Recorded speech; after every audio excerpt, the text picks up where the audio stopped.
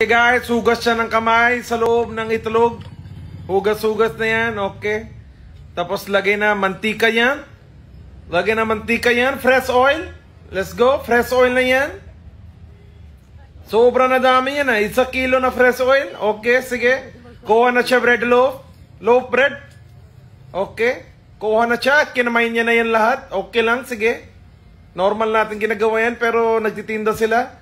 Kumuha siya ng patatas at nilagay niya sa loaf bread. Oh my God. Kinamay niya na. Wala bang kutyara at tinidor sa India? Oh my God. Tignan nyo yan, oh. Kinamay niya na yan ng husto. Malaman-laman na natural flavors. Di nyo alam kung pinanghugas niya ng pupo. Alam nyo yon? Oh my God. Yung fingers niya siguro may naipit-ipit na konti na dumi doon. Oh my God. Anyways, guys, tignan natin yung gagawin ng insan ko sa India. Okay, cutting. Cutting na sentro yan. Cutting. Okay. Ngayon, mekas-mekas niya na doon sa itlog. Okay, mekas-mekas niya na yan. Kamay muna. Oh, sabay punas. Ngayon, yung tinapay naman, binabad niya doon. At nilagay sa deep fry. Okay, sige.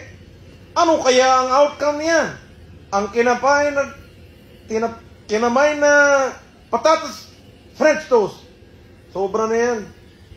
Patatas French toast na yan. Yan, ano? Oh, diba? Sobra na. Kamay-kamay lang. Putang yan. Okay. Ikot-ikot. Balik-baliktad yan. Okay. Frying na yung loaf bread natin. Very deep fried na French toast yan. Pinalaman na kamay na patatas. Sobra na dumi kamay na patatas. Grabe yan guys, sobra na yan. Okay. Okay, lumulobo na sila. Medyo mukhang luto na yata sila yan. Grabe yung mga kababayan ko. Talagang kamay-kamay lahat. Mano-mano. Wala na kailangan na utensils yan. Okay. Lalabas yan ha. Okay, kinamay niya ulit. Okay. Sabay pahina ng stove, sayang gas. Sige, intindi yan. Okay, lalabas yan ha. Lalagay niya sa isang batcha, okay. Hindi batcha yan eh, basta yun. Okay, kumuha siya ng fried noodles. Fried noodles, nilagay niya doon sa isang lalagyan niya. At kumuha siya, kinamay niya ulit, oh my God.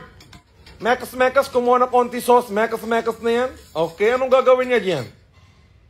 Oh my God, kinamay niya ulit yung ibebenta niya. Kinamay niya yung loaf bread na luto na French toast. Hiniwan niya sa gitna. Binuksan niya. Nilagyan niya ng fried noodles. Ready-made fried noodles with sauce.